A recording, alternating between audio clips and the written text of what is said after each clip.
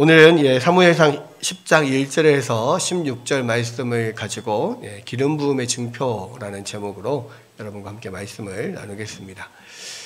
우리 지난 시간에는 사무엘상 9장에서 사울의 집 암나귀들이 실종되는 사건이 있었죠. 그 사건을 통해서 이 아버지 기스의 명령을 받은 사울이 암나귀를 찾아다니다가 사울을 만나게 되는 장면을 우리가 살펴봤습니다. 사실 이게 암나귀들을 잃어버린 것과 사울을 만나서 기름 부음을 받는 게 전혀 상관이 없는 사건인 것 같지만, 하나님께서 그 암나귀를 잃어버리는 사건을 통해서 이 사울이 사무엘을 만나게 하시고 또 사무엘에게 그 사울에게 기름을 붓도록 그렇게 인도하신 거죠. 우리도 이 땅을 살아가면서 많은 일들이 있는데요. 우리가 겪는 모든 일들 중에 정말 아무런 상관이 없는 것처럼 보이는 게 결국에는 어떻게 연결이 돼서 하나님의 놀라운 뜻을 이루게 되는 그러한 것들을 우리가 또 보게 됩니다. 우리의 인생 가운데서도 분명히 어떠한 계기가 있었든지 전혀 상관없는 것처럼 보이는 어떤 계기를 통해서 우리가 하나님을 알게 되고 또 주님 앞에 나오게 되고 또 우리가 이곳에 있게 되는 거죠. 그러니까 우리에게 일어나는 모든 일들은 하나도 우연히 된 일이 없습니다. 왜냐하면 우리는 믿기는 이 세상의 모든 이 만물을 창조하신 분이 하나님이시고 또 이 세상 모든 만물을 마지막 때까지 그것들을 유지하고 이끌어 가시는 분이 하나님이시라는 것을 믿기 때문에 결국은 우리의 인생도 또한 또 이 세상의 역사도 또한 하나도 하나님의 손에서 벗어나는 게 없다. 하나님의 계획과 뜻과 그 하나님의 어떤 인도하심 안에 모든 것들이 이루어진다라는 것을 우리가 믿죠. 그렇기 때문에 우리에게 일어나는 모든 일들이 결코 하나도 우연히 일어나는 것 없고 다 그것들이 연결돼서 결국 우리 안에서 하나님의 뜻을 이루는 것이다. 우리가 이렇게 생각할 수가 있는 겁니다. 자, 그래서 이제 9장에서는 그렇게 잃어버린 암나귀를 찾아 헤매다가 사울이 만날 때까지, 사울이 사무엘을 만날 때까지, 그리고 사무엘이 그 사울을 기다렸다가 같이 또 제사 음식을 함께 나누고 먹고 이야기하고 이제 마지막 이제 헤어지기 직전까지의 그런 장면까지 우리가 9장에서 봤습니다. 오늘 이제 10장부터는요, 이제 마지막으로 사무엘이 사울에게 기름을 붓고 또 하나님의 뜻을 전달하는 장면, 그리고 그것에 대해서 또 확증하는 여러 가지 사건들을 미리 이야기하는 그런 것들이 나오는데요. 먼저 오늘 읽은 본문 말씀을 한번 보겠습니다. 먼저 1절에 보니까 이에 사무엘이 기름병을 가져다가 사울의 머리에 붓고 입맞추며 이르되 여호와께서 내게 기름을 부으사 그의 기업의 지도자로 삼지 아니하셨느냐. 갑자기 모든 이렇게 막 잘 대접을 한 이후에요. 사무엘이 마지막으로 한마디 너에게 하겠다 할 일이 있으니까 사원 먼저 앞으로 먼저 보내고 잠깐 남아있어라 하면서 이제 사울에게 중요한 이야기, 진짜 이걸 하기 위해서 지금 사무엘이 사울을 만난 거거든요. 중요한 이야기를 합니다. 이 하나님께서 너를 이스라엘의 지도자로, 그 기업의 지도자로 삼았다 하면서 이 기름을 붓는 거거든요. 근데 이 기름을 붓는다는 것은 어떤 하나님의 뜻에 따라서 어떤 하나님의 뜻을 행할 어떤 직분자를 세운다는 이야기예요. 그래서 이제 성경에서 기름을 부어서 세우는 직분이 세 가지 직분이 있죠. 왕과 제사장과 선지자. 그래서 이 왕, 제사장, 선지자를 우리가 기름을 부어서 세웠기 때문에 이 왕, 선지자, 제사장 이 세 가지 직분을 다 가지고 있는 분을 우리가 기름 부음 받은 자, 그리스도 이렇게 이야기를 하잖아요. 네. 근데 어쨌든 여기서 이제 사무엘이 사울에게 기름을 부을 때 이 왕으로 지금 기름을 붓는 건데, 근데 우리가 여기서 그 주의해서 봐야 될 게 뭐냐면 사무엘이 사울을 기름 부어서 왕으로 세우면서 뭐라고 그랬냐면 여호와께서 내게 기름을 부으사 그의 기업의 지도자로 삼지 아니하였느냐 이렇게 이야기를 해요. 사실은 지금 왕으로 세운 거거든요. 그러니까 이스라엘 백성들이 우리도 다른 나라처럼 왕을 세워주십시오. 그렇게 요구를 해서 사무엘이 이제 왕 대신 하나님을 버리고 따로 인간 왕을 세워달라고 하는 것에 대해서 굉장히 막 이 배신감을 느끼고 기분 나빠하고 막 그랬었는데 하나님이 그냥 그들 말대로 세워줘라 이렇게 이야기를 했어요. 오케이 세워주겠다 하고 돌려보냈잖아요. 이제 하나님께서 택한 사람 사울을 이 사무엘에게 이끄셔서 그에게 기름을 붓는데 왕으로 기름 붓는 게 아니라 뭐라고 하냐면 그 기업의 지도자로 기름을 붓는다는 거예요.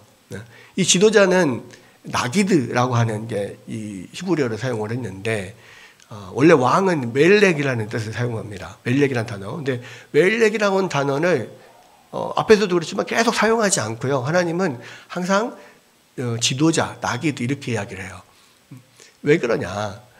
그러니까 지금 그 기업의 지도자랑 그 기업이라고 하는 것은 뭐 우리가 요즘 현대에서 말하는 회사, 뭐 기업 이게 아니고 하나님의 유업, 그렇죠? 하나님이 우리들에게 유산으로 주셔서 계속 이 조상 대대로 물려받고 물려주는 그런 그것을 소유, 하나님 어떤 소유를 말하거든요.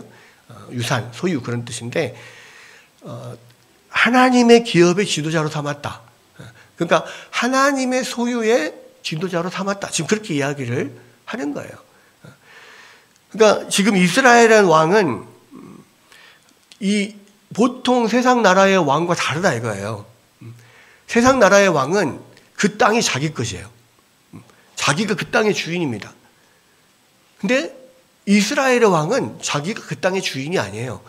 그 땅의 주인, 그 백성의 주인은 하나님이시죠. 그 백성이 나의 기업이다. 하나님이 나의 소유다. 지금 그렇게 말씀하시고 그들의 지도자를 내가 세운다라는 겁니다.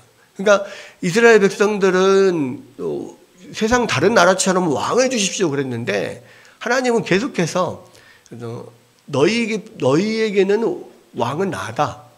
그리고 지금까지는 그냥 너희가 어떤 12지파의 연합체로 이렇게 있었으나 그 전체를 통솔할 지도자, 왕과 같은 지도자를 세워주겠다. 라는 겁니다. 그래서 체제는 바뀌죠. 12부족의 12족장의 연합체에서 이제 한 사람의 지도자의 어떤 그 지도를 받는 어떤 통치를 받는 그런 왕정 국가로 바뀌지만 그러나 이스라엘의 왕은 진짜 그 땅의 그 백성의 주인이 아니고 왕이신 하나님이 주인이고 그 하나님을 대신해서 대리해서 다스리는 그러한 존재, 지도자 이것이 너에게 내가 줄 왕이다. 지금 그것을 이야기를 하는 겁니다. 그래서 하나님은 계속 왕을 세워줘라라고 하시면서도 계속해서 내 기업의 지도자를 세운다. 그렇게 계속 말씀을 하고 계시는 거예요. 그러면서 이제 이 사울을 기름 부어서 왕으로 세우시는데 우리가 여기서 약간 좀 또 의아하게 생각되는 부분이 있어요. 무슨 이야기냐면 이스라엘 왕으로 세우려면 적어도 모든 사람들이 보는 앞에서 거기서 기름 부어서 왕으로 세워야 아니 그 사람이 하나님이 세우신 이스라엘 왕이다 이것을 알 거 아니에요. 물론 이제 10장 뒷부분에 가면 이 사울을 이스라엘 전체 앞에서 왕으로 세우고 공포하는 장면이 나옵니다.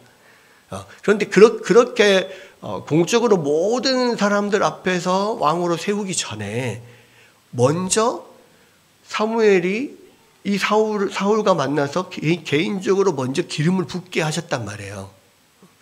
왜 두 번을 일을 하시지? 우리가 이렇게 생각할 수 있어요. 근데 그렇게 하는 이유가 있습니다. 두 가지로 볼 수가 있는데 첫 번째는 그렇게 함으로써 그를 왕으로 세우는 분이 왕으로 세우는 사람이 백성들이 아니라 하나님이시라는 것을 말씀하고 있는 거예요. 그러니까 보통 우리가 왕으로 세워진 다음에 백성들이 세우는 거잖아요. 그러니까 나중에도 뒤에 보면 다윗도 먼저 하나님의 기름 부음을 받고요. 사울왕을 피해서 막 돌아다니다가 나중에 이제 사울왕이 죽고 나서 백성들이, 유다 백성들이 먼저 다윗에게 찾아와서 우리의 왕이 되어 주십시오 하고 헤브론에서 왕이 되었다가 또 그 다음에 이스라엘 백성 전체가 찾아와서 우리 이스라엘 전체의 왕이 되어 주십시오 해가지고 왕이 돼요. 그러니까 왕은 이 백성들이 사실은 이 왕으로 추대를 하는 거거든요. 그렇게 해서 지금 백성들 앞에서 백성들이 추대해야 또 공식적인 왕이 되는 겁니다. 그런데 만약에 하나님이 먼저 기름 부으시고 왕으로 삼지 않고 그냥 백성들이 그들을 세운다, 왕으로 세운다 그러면 어떻게 되겠어요? 하나님이 세웠다라고 하는 생각을 하지 않아요. 백성들이 세운 왕이다 이렇게 생각을 하게 되고, 그렇기 때문에 그 다음에는 어떻게 되겠습니까? 이 백성들의 눈치를 볼 수 있죠. 그리고 하나님이 세우신 왕이 아니라 어떤 자기가 왕이 된 거니까 자기 마음대로 할 수 있단 말이에요. 그러니까 이걸 그런 것들을 방지하기 위해서 먼저 개인적으로 불러다가 이 선지자가 이 사울에게 기름을 부어서 왕으로 먼저 세우는 거예요. 개인적으로 먼저 기름 부어 하나님께서 너를 택하셨다 이렇게 기름 부어서 세운 다음에 그 다음에 공적으로 왕이 되게 하시는 이런 패턴을 계속 사용합니다. 나중에 다윗 왕도 마찬가지로 그렇게 먼저 사무엘이 찾아가서 그 이새의 아들들 가운데 하나씩 다 살펴보고 나중에 막내인 이 다윗에게 기름을 부어서 왕으로 세우잖아요. 근데 그때부터 왕이 되는 게 아니에요. 그 오랜 세월 동안 기름은 부음을 받았지만 이게 쫓겨다니다가 나중에서야 이렇게 어떤 상황과 환경이 되었을 때 백성들 앞에서 추대받아가지고 왕이 되거든요. 근데 이것을 먼저 하는 것은 이스라엘의 왕은 하나님이 선택한다라는 것을 분명히 보여주는 거예요. 두 번째는 이 사울을 위해서도 그래요. 그러니까 사울의 마음이 준비되도록. 왜 지금 사울은요, 단 한 번도 자기가 이스라엘 왕이 될 거라고는 꿈에도 생각해 본 적이 없습니다. 지금 사무엘을 만난 것도 왕이 될 거라고 생각을 하고 만난 게 아니잖아요. 잃어버린 아버지의 나귀들을 찾아 돌아다니다가 도저히 못 찾겠으니까 그러면 선지자 사무엘에게 물어보면 알 수도 있겠다고 그냥 그거 물어보려고 찾아온 거잖아요. 근데 갑자기 영문도 모르게 기름 부음을 받고 하나님이 너를 왕으로 택하셨다 이 이야기를 듣는 거예요. 어리둥절하죠. 그러니까 만약에 그런 상태에서 갑자기 그냥 사람들 앞에서 왕으로 세워졌으면 그것을 받아들이는데 굉장히 어려움이 있었을 거예요. 그러니까 먼저 그래서 이 사무엘이 사울에게 개인적으로 하나님의 뜻을 전한 겁니다. 기름을 붓고. 그래서 그 마음에 준비가 되도록. 근데 어쨌든 이렇게 지금 기름 부음을 받고 분명히 하나님의 말씀을 전달을 했지만 그 말만 듣고 갑자기 내가 그냥 아무런 상관없이 잃어버린 낙이 찾아다니다가 갑자기 왕이라네. 그 말을 어떻게 고지들어요? 확신할 수가 없잖아요. 그러니까 이제 거기에 대한 사울이 확신을 갖게 하려고 사무엘이 앞으로 일어날 3가지 일들을 미리 이야기를 합니다. 그래서 그 앞으로 일어날 일을 말했을 때 그 3가지 일이 다 이루어지면, 그렇다면은 사무엘이 지금 사울에게 말한 그 하나님께서 너를 왕으로 택하셨다는 말도 그것도 이루어질 거라는 확신을 가질 수가 있는 거죠. 왜냐하면 사무엘이 한 모든 이야기가 다 이루어졌다는 것은 이 왕이 될 거라는 말도 이루어질 거라는 확증이 되는 거죠. 그래서 이 사무엘이 이 사울에게 확신을 갖도록 하기 위해서 3가지 증표를 줍니다.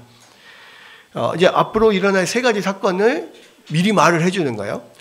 이 첫 번째 사건이 뭡니까? 첫 번째 사건은 2절에 보면 네가 오늘 나를 떠나가다가 베냐민 경계 셀사에 있는 라헬의 묘실 곁에서 2 사람을 만나리니 그들이 내게 이르기를 네가 찾으러 갔던 암나기들을 찾은지라 내 아버지가 암나기들의 염려는 놓았으나 너희로 말미암아 걱정하여 이르되 내 아들을 위하여 어찌하리려 하더라 할 것이요.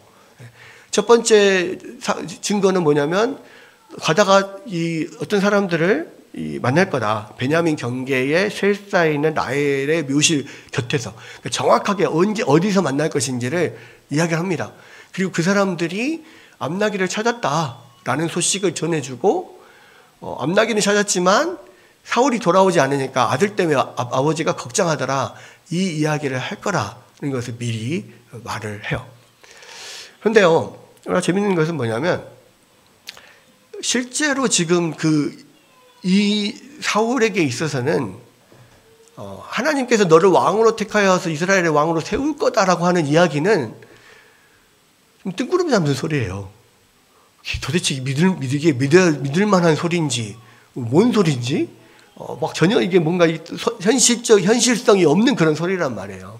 그런데 지금 현재 사울의 머릿속에 있는 가장 큰 걱정거리는 뭐냐면 아버지 나귀들을 찾아야 되는데 또 아니 나귀를 못 찾고 지금 돌아다니고 있는데 시간이 지나니까 이 돌아오지 않는 아들 때문에 또 아버지가 걱정하실 텐데 이게 지금 사울의 머릿속을 가득 채우고 있는 현실적인 그런 걱정거리란 말이에요.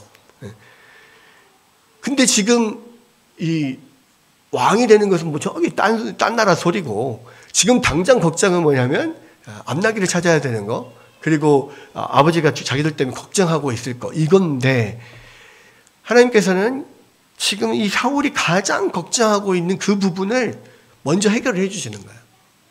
그래서 지금 이 베냐민 경계 셀사에 있는 라헬 묘실 곁에서 만나는 두 사람이 너의 지금 현재 가장 큰 걱정거리에 대해서 다 해결됐다라는 말을 전해줄 거다. 이것이 첫 번째 증거다. 실제로 그렇게 이루어졌어요. 그게. 근데 이제 이 세 가지 증표 중에서 계속해서 어떤 지명이 계속 나오는데 이 지명이 또 굉장히 또 의미가 있어요. 자, 무슨 이야기냐면 지금 그 두 사람을 만나는 것이 베냐민 경계 셀사에 있는 라헬의 묘실 곁이라고 했거든요. 근데 라헬은 누굽니까? 라헬은 야곱의 아내, 두 번째 아내죠. 레아와 라헬이 두 자매인데 두 자매를 다 이제 아내로 맞이하게 되는데 사실은 라헬을 사랑해서 라헬을 위해서 7년을 자기가 이렇게 삼촌을 위해서 일하겠다 하고 일을 했는데 밤에 불이 꺼진 깜깜한 밤 때문에 속아가지고 같이 이렇게 동침하고 나와서 일어나서 보니까 라헬이 아니라 레아였잖아요. 그러니까 왜 나를 속였냐 그러니까 라반이 우리 동네에서는 언니보다 먼저 동생이 결혼한 법은 없다. 그러면서 야 그렇게 생각하지 말고 속았다 생각하지 말고 앞으로 7년만 더 나를 위해서 봉사하면 라헬도 죽게 해가지고 라헬 결혼을 하게 된 거잖아요. 그러니까 야곱에게는 사실은 레아는 그냥 덧붙여져 들어온 거지 사실은 야곱의 생각에서는 라헬만이 자기의 사랑하는 아내인 거예요. 근데 그 사랑하는 아내 라헬이 자녀가 없어가지고 자식이 없어서 한참 힘들고 어려웠었죠. 그리고 이제 요셉을 낳고 나중에 마지막으로 12형제 중에서 이제 마지막 그 막내를 낳은 게 베냐민이었는데 이 베냐민을 낳다가 그곳에서 죽게 되는 거예요. 그러면서 이제 그때 당시는 어떤 출산을 하다가 죽는 경우가 많았거든요. 그랬을 때 죽게 됐을 때 보통 둘 중 하나를 선택을 해야 되는 거예요. 지금 태어날 아이를 살릴 것이냐, 산모를 살릴 것이냐. 근데 결국은 봤을 때 아마 라헬이 포기를 하지 않았을까라는 생각을 해요. 그래서 자기가 죽으면서 이 베냐민을 살리는 거죠. 베냐민을 낳고 죽게 됩니다. 그러면서 이 아이는 정말 슬픔의 아이다라고 하는 이름으로 베논이다 이렇게 이름을 지었는데 야곱이 아니다. 베냐민으로 하자. 오른손의 아들이라는. 그러니까 이름은 좋은 이름으로 어쨌든 마지막 사랑하는 아내의 마지막 낳은 아이니까 그래서 베냐민이라고 이름을 지은 거예요. 그러니까 이게 지금 사울이 그 베냐민 지파잖아요. 그러니까 이 라헬의 그 곁에서 지금 그러한 이야기를 듣는 것이 뭐냐면 하나님께서 이 베냐민, 그 라헬의 마지막 낳은 그 아이인 이 베냐민의 후손인 너를 선택했다라는 것을 보여주는 거예요. 그러니까 누구보다도 사울에게는 이 라헬의 묘 곁에서 그 이야기를 듣는 것이 하나님이 이 나를 선택했구나라고 하는 것에 대한 어떤 더 확신을 주게 되는 거죠. 그래서 이 장소조차도 어떤 사울에게 확신을 주는 하나의 어떤 도구로 사용을 하시는 거예요. 그 다음에 이제 두 번째 증표가 뭐냐? 두 번째 증표는 3절에 보면 네가 거기서 더 나아가서 다볼 상수리 나무에 이르면 거기에서 하나님을 배우려고 베델로 올라가는 세 사람을 만나리니 한 사람은 염소 새끼 셋을 이끌었고 한 사람은 떡 세 덩이를 가졌고 한 사람은 포도주 한 가죽 부대를 가진 자라. 그들이 네게 무난하고 떡 두 덩이를 주겠고 너는 그 손에서 받으리라. 거기서 좀 더 가다가 이제 이 다볼 상수리 나무에 이르면 이게 아마 베델 근처인가 봐요. 근데 이 다볼 상수리 나무라고 하는 정확한 그 장소를 미리 말하고 거기에서 베델로 올라가는 세 사람을 만난다고 그랬습니다.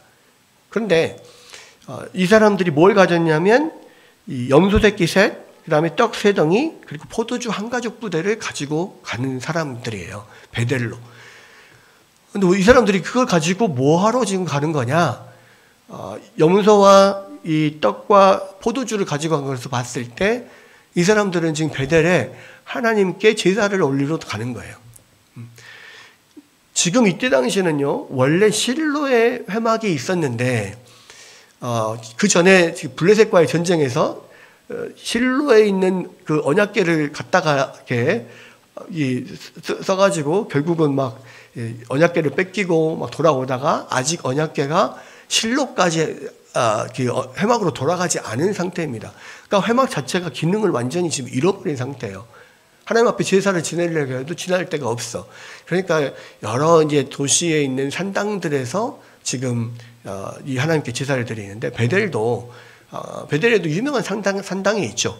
그래서 그곳에서 이제 지금 이 제사를 지내러 올라가는 사람들이 다볼 상수리 나무 곁에서 사울을 만난다는 거예요.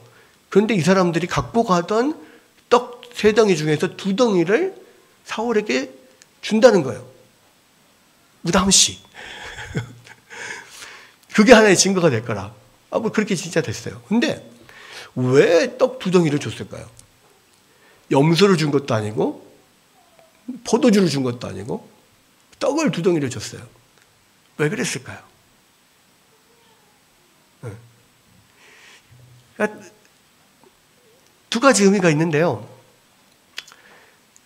이 처음에 첫 번째 증표에서는 하나님께서 사울의 가장 현재의 고민, 걱정거리를 먼저 해결해 주셨잖아요.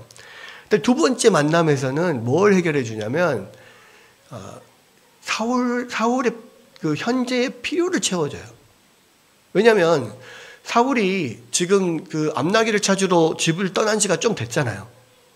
그러니까 가지고 나온 그런 먹을 거리라든지 이런 것들이 거의 다 떨어졌을 그런 상황이라는 거예요. 그래서 사무엘을 만나서 거기서 이렇게 음식을 먹었지만, 그러나 이제 다시 돌아오는 길에 분명히 배가 고파질 것이고 먹을 것이 필요한데 그 먹을 것을 얻을 곳이 없죠. 그때 이제 지나가는 사람이 그 사울에게 지금 하나님 앞에 제사를 드리러 가는 그 음식 떡 세 덩이 중에서 두 덩이를 줘요. 왜 두 덩이를 줬을까요? 사울하고 누가 있어요? 사환. 그렇죠. 사울과 사환을 위해서 두 덩이를 준 거예요. 그러니까 이 두 번째 증표에서는 지금 현재의 사울의 가장 어떤 그 필요, 배고픔, 아무것도 지금 먹을 게 없는 상황에서 그냥 아무도 모르는 사람을 그냥 만났는데 그냥 이렇게 먹을 걸 주는 거예요.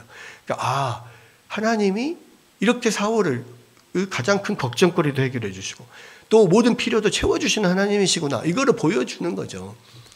그리고 또 한 가지는 뭐냐면 이들이 지금 하나님 앞에 제사를 드리러 가져온 제물을 그에게 줬잖아요. 원래 그 제사를 드려서 그 나온 물려낸 떡을 누가 먹게 돼 있습니까? 제사장이 먹게 돼 있단 말이에요.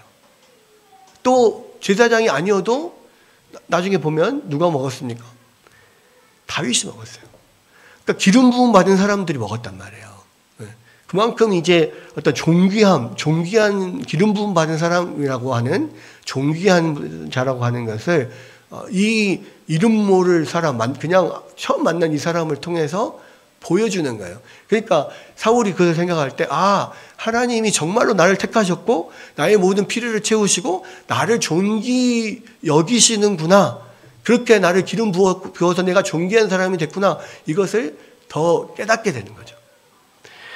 그 다음에 이제 세 번째 징후가 있습니다. 5절에 보면 그 후에 내가 하나님의 산에 이르르니 그곳에는 블레셋 사람들의 영문이 있느니라. 내가 그리로 가서 그 성읍으로 들어갈 때에 선지자의 무리가 산당에서부터 비파와 소고와 저와 수금을 앞세우고 예언하며 내려오는 것을 만날 것이요. 내게는 여호와의 영이 크게 임하리니 너도 그들과 함께 예언을 하고 변하여 새 사람이 되리라. 여기서 보면 세 번째는 어디입니까? 네가 하나님의 산에 이르르니 그랬어요. 여러분, 이 하나님의 산은 어디일까요? 우리가 잘 아는 하나님의 산은 여기 시내산 아니면 모리아산 이런 데인데, 그죠? 아브라함이 제사를 지낸 산이 모리아산이잖아요.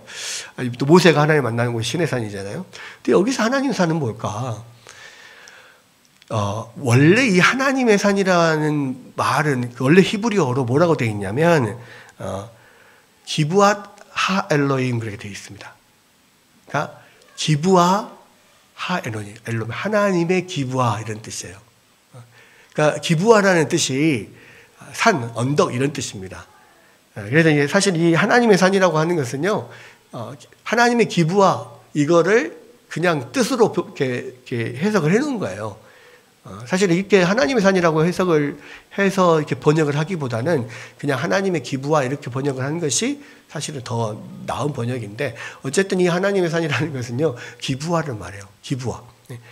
사울의 고향이죠. 그러니까 사울의 고향에 들어갔을 때 산당에서 선지자의 무리가 내려오는 것을 보게 되고, 그 선지자의 무리가 이 사울을 영접하고, 그리고 하나님의 영이 사울에게 크게 임하여서 그들 중에 예언을 하게 될 것이다.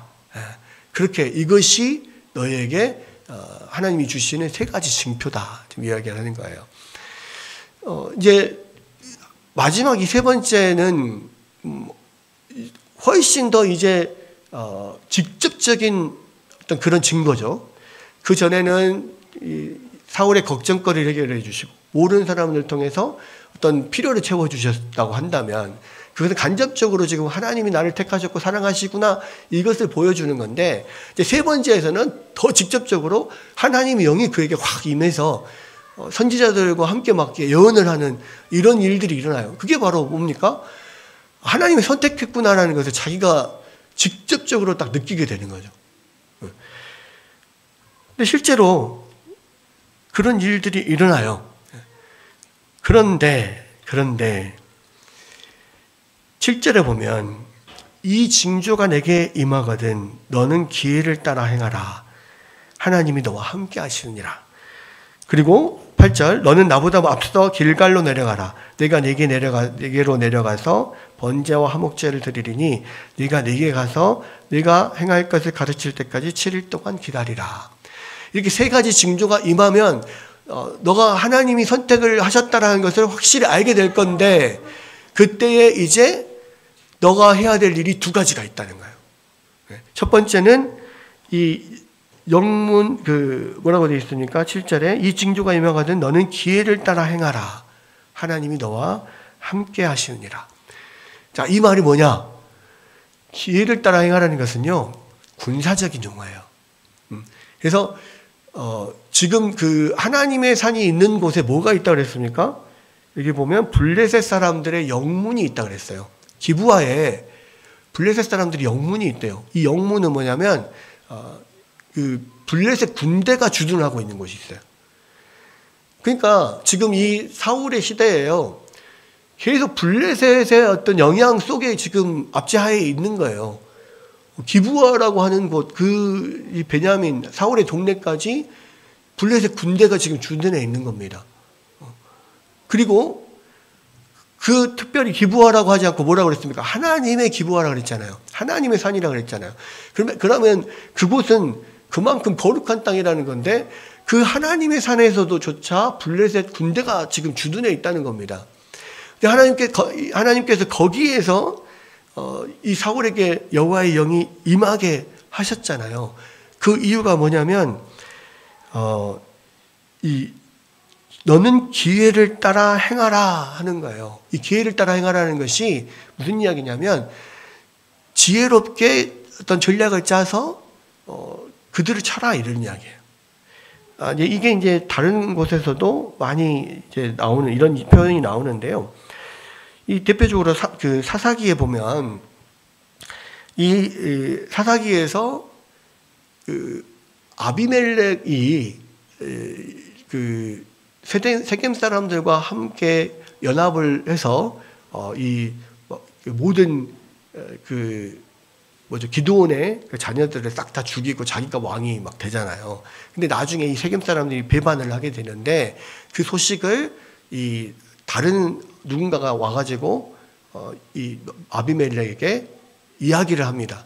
그래서 아비멜렉에게 뭐라고 이야기하냐면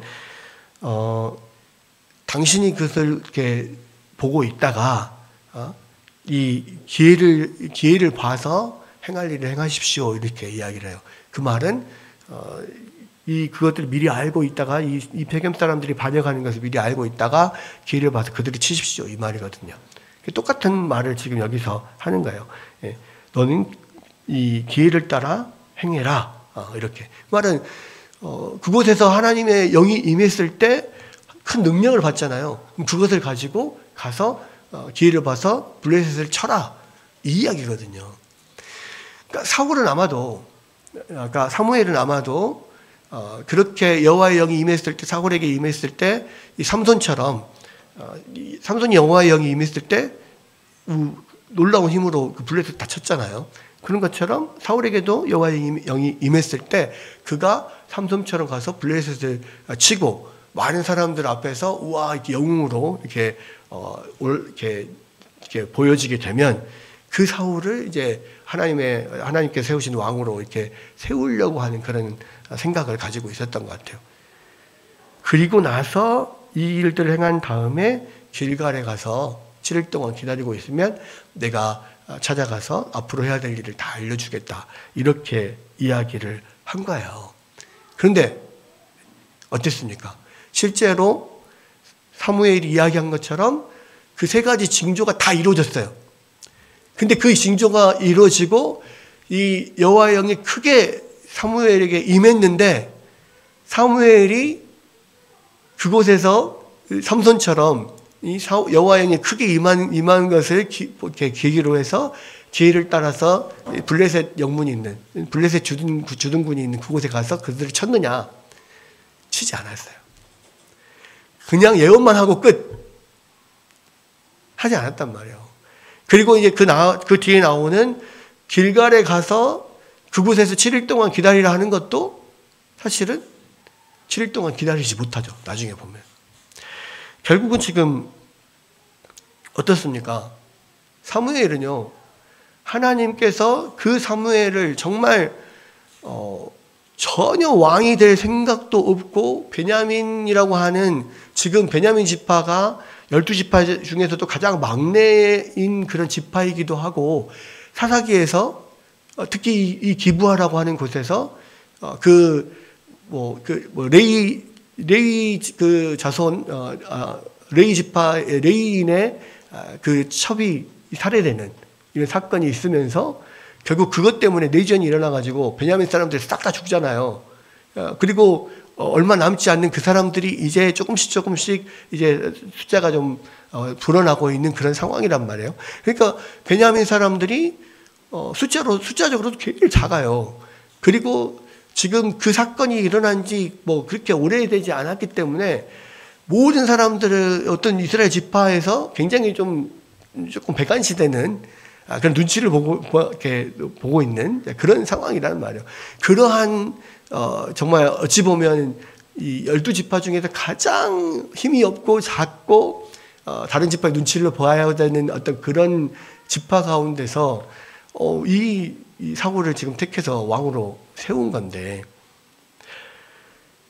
모든 하나님은 그 사울을 위해서 모든 것을 다 지금 준비해 주시고 그 모든 예언들 다 이루어서 모든 징조를 다 보여주셨는데, 사울은 정작 그 징조가 이루어졌음에도 불구하고 하나님께서 사무엘을 통하여서 말씀하신 것을 하나도 행하지 않아요. 여러분, 이것을 통해서 결국은 하나님이 세우시는 왕은 다른 세상의 왕과 달리 철저하게 하나님의 말씀을 순종하고 하나님을 사랑하는 그러한 사람이 세워져야 되는데, 사울은 그렇게 하지 못하는 거예요. 하나님의 말씀을 철저하게 지금 순종하지 않는 겁니다. 그럼으로써 이제 이 사무엘이 그 어떤 것보다 이스라엘 왕이 가져야 될 가장 핵심적인, 가장 중요한 것이 그에게는 없구나라고 하는 것이 보여지는 거예요. 사울은요, 이스라엘 백성들이 생각할 때 겉으로 볼 때는요, 자기들이 그 생각했던 그 이상적인 그 왕의 모습을 가지고 있어요. 왜? 나중에 보면 사울은 다른 사람보다 머리가 하나가 더 크다, 엄청나게 몸이 좋고 잘생겼다 그랬어요. 그러니까 쫙 봤을 때 저 왕이 정말 왕이 될 만하다 라는 사람이었단 말이에요, 겉보기를. 그런데 사울에게는 가장 있어야 될 게 없어요. 뭡니까? 그 중심에 하나님을 사랑하고 하나님의 말씀에 절대적으로 순종하는 마음이 없어요. 그러니까 하나님께서 그것을 보여주는 거죠. 이스라엘의 왕으로서 갖추어야 될 가장 큰 덕목은 외형적인 어떤 모습이나 또 어떤 무력이나 이런 게 아니라 하나님을 사랑하고 하나님의 말씀에 철저히 순종하는 그 덕목, 그것이 이스라엘 왕이 가져야 될 가장 큰 덕목이라는 것을 지금 보여주고 있는 거예요. 그리고 그것이 사울에게는 없다라는 것을 지금 보여주고 있는 겁니다. 여러분, 그리고 실제로 이 사울이 행하는 것들을 봤을 때요, 나중에 그렇게 예언만 하고 그 다음 해야 될 일을 안 하잖아요. 그리고 나서 마지막에 보면 예언하기를 마치고 산당으로 갑니다. 그리고 14절에 사울의 숙부가 사울과 그의 사환에게 이르되 너희가 어디로 갔더냐? 사울이 이르되 암나기들을 찾다가 찾지 못함으로 사무엘에게 갔었나이다. 사울의 숙부가 이르되 청하노니 사무엘이 너희에게 이른 말을 내게 말하라 하니라. 사울이 그의 숙부에게 말하되 그가 암나기를 찾았다라고 우리에게 분명히 말하더이다 하고 사무엘이 말하던 나라의 일은 말하지 아니하니라. 무슨 이야기냐면, 사실은 사무엘이 말했던 이 나라의 일이 굉장히 중요한 거예요. 왜? 하나님의 나라의 왕으로 나를 세우셨다. 하나님께서 그의 나라의 왕으로 나를 세우셨다. 그런데 그 나라는 세상 나라와 달리 하나님의 나라, 하나님의 소유, 하나님의 기업의 그러한 지도자로 나를 세운 거다 라는 거예요. 그러니까 하나님 나라의 일을 말해야 되는 겁니다. 하나님이 지금 세우시고자 하는 왕은 어떤 왕이며 하나님의 나라는 그러니까 이 나라는 누구의 소유인가, 이것을 이야기를 해야 되는 거예요. 그런데 그 이야기를 쏙 빼놓고 하지 않아요. 그리고 그냥 단지 나귀를 찾았다라고 분명히 말합디다 이렇게만 이야기를 한다는 거예요. 그러니까 결국 사울은요, 하나님께서 계속해서 그에게 그의 택하심에 대한 징표를 계속 보여주고 확신을 줬는데도 불구하고 정작 자기가 해야 될 일은 하나도 지금 안 하는 겁니다. 여러분, 이 사울은 그래서요, 우리가 창세기를 지금 보고 있잖아요. 그 첫사람 아담하고 굉장히 비슷해요. 첫사람 아담도 하나님께서 왕과 선지자의 제사장의 역할로서 에덴 동산에 그를 세웠잖아요. 그런데 그 일을 온전히 순종하지 못합니다. 그러니까 하나님이 대표로상 왕으로 선지자로 제사장으로 세우는 모든 사람들은요, 철저하게 하나님을 사랑하고 또 하나님의 말씀에 철저하게 순종해야 돼요. 그런데 첫사람 아담은 그것을 하지 못했죠. 결국은 나중에 둘째 아담으로서 오시는 예수 그리스도께서 하나님을 철저하게 사랑하고 죽기까지 그 말씀을 순종하심으로 그것을 이루시잖아요. 그런데 그것이 계속 이스라엘 역사에서 그러한 면이 계속해서 반복되어 보여지는데, 지금 여기서도 첫 번째 왕 사울과 두 번째 왕 다윗이 바로 첫째 아담과 둘째 아담의 그 모습을 상징적으로 보여주는 거예요. 첫째 아담도 모든 것이 다 갖춰져 있었습니다. 아름답고 능력 있고 모든 하나도 부족함 없는 환경에서 자라요. 그런데도 그 안에는 철저하게 하나님을 사랑하고 철저히 순종한 마음이 없어서 범죄하죠. 사울도 겉보기에는 외모적으로나 무력으로나 사람들이 봤을 때 오, 이건 왕답다라고 할 정도의 그런 조건을 가지고 있습니다. 그런데 그 마음 안에 하나님을 사랑하는 마음, 하나님께 철저히 순종한 마음이 없어요. 결국은 그것 때문에 실패합니다. 그리고 그 다음 두 번째 왕이 세워집니다. 하나님의 마음에 합한 자라고 일컫는 그 다윗의 마음을 보십시오. 하나님을 얼마나 사랑하는지, 그리고 하나님 앞에 얼마나 순종하는지. 그러니까 이 두 모습을 통해서 첫째 아담과 둘째 아담의 모습이 그대로 지금 여기에 반영되는 거예요. 첫째 왕과 둘째 왕, 이 둘을 통해서. 그래도 그런 가운데서도 사실은 다윗 왕도 완전하지 못해요. 그래서 하나님 앞에서 범죄하게 되고, 하나님 앞에 불순종하는 면이 분명히 있게 되고, 그것 때문에 고생을 하게 되고, 뭐 이런 일들이 있습니다. 그러나, 이 나중에 마지막에 오시는 두 번째 아담으로 오시는, 두 번째 왕으로 오시는 진정한 왕이신 예수 그리스도가 오시면 그 모든 인간의 왕으로서 순종하지 못한 모든 것들을 완전하게 순종하고 완전하게 하나님의 뜻을 이루시는 거예요. 사울은 사무엘이 말했던 하나님의 일을 전혀 말하지 않아요. 하나님 나라의 일을 말하지 않아. 그런데 예수님은 오시자마자 처음 말씀하신 게 회개하라, 하나님의 나라가 가까이 왔느니라요. 하나님 나라의 일을 말해요. 그러니까 예수님께서 하시는 것은 첫째 아담이 못하셨던 일을 하시는 거고 첫 번째 왕이 못했던 일을 이렇게 하시는 거예요. 예수님은 왕으로서 선지자로서 제사장으로서 그동안의 인간의 왕, 제사장, 선지자가 하지 못했던 모든 일을 완벽하게 이루시는 겁니다. 그렇게 하나님의 나라의 일을 말하고 하나님의 뜻을 이루시고, 그리고 우리를 하나님의 백성으로 부르셔요. 그리고 또 우리에게 다시 하나님의 나라를 말하라고 합니다. 땅끝까지 가서 하나님의 나라의 일을 말하라고 해요. 그것이 우리에게 주신 사명이에요. 그리고 그것을 위하여서 성령을 부어주셔요. 사울에게 성령을 부어주시고 하나님의 영이 임하고 하나님의 뜻을 행하고 하나님의 나라를 말하도록 했는데 못했는데, 우리에게 똑같이 예수님이 이루시고 또 우리에게 성령을 부으시고 하나님의 일을 땅끝까지 이뤄서 전하라 말씀하시는 거예요. 사울은 실패했지만, 아담은 실패했지만 우리는 실패하지 않을 수 있어요. 왜? 이미 그 하나님의 모든 것을 이루신 예수 그리스도 안에 우리가 있기 때문에. 여러분, 그래서 우리가 예수 그리스도 안에 있으면 그 모든 일들을 우리가 이룰 수 있고요. 예수 그리스도 안에서 우리가 주님께 계속해서 간구하며 능력을 구하면서 우리에게 맡기신 이런 일들을 감당할 때 우리가 온전히 이 일을 할 수 있다는 거예요. 예수님께서 그래서 땅끝까지 이 복음을 전하라, 내가 너희와 끝날까지 함께 있으리라 했잖아요. 하나님 함께 있기 때문에, 예수님이 우리와 함께 있기 때문에 우리에게 주신 이 사명들을 온전히 감당할 수 있는 겁니다. 그리고 지금도 여전히 우리에게 그것을 요구하고 계시는 거예요.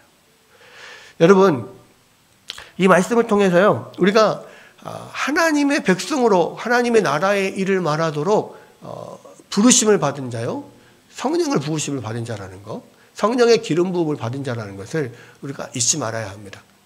그리고 오늘도 주님 안에서 우리가 이 일에 정말로 철저히 순종하고 우리가 하나님을 정말 철저히 사랑하고 하나님의 말씀에 철저히 순종할 때 하나님의 놀라운 뜻이 우리를 통해서 이루어질 거라는 확신을 갖게 되는 거죠. 사울에게도 이 세 가지 징표가 다 이루어지는 것을 보여주심으로써 어떤 확신을 갖게 하셨듯이 성경에서 하나님께서 말씀하셨던 모든 것이 우리에게 이루어지는 것을 보여주시면서 우리에게 확신을 갖고 이 일을 하게 하시는 거예요. 여러분, 이 말씀을 생각하면서 우리가 주님께 받은 사명, 정말 땅끝까지 주의 말씀을 전하고 또 주의 제자들을 가르치고 세우는 이 일들을 우리가 주님 오실 때까지 열심히 또 행함으로 주님께 영광 돌리는 여러분들 되시기를 주의 이름으로 축원합니다.